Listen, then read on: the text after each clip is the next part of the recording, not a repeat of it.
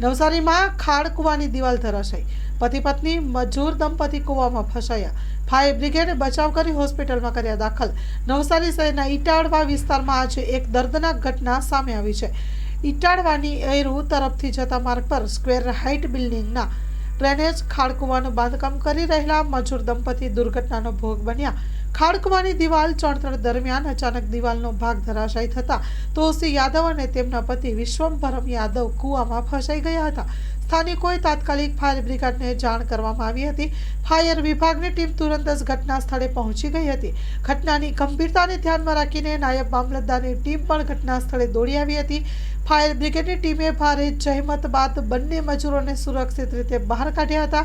ઇજાગ્રસ્ત દંપતીને તાત્કાલિક સારવાર માટે નવસારીની સિવિલ હોસ્પિટલમાં ખસેડવામાં આવ્યા હતા। Story report by Sunil બરોડિયા।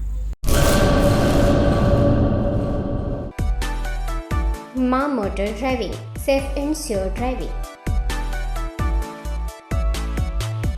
Driving એ શોખ સાથે આપની મોટી જવાબદારી પણ છે।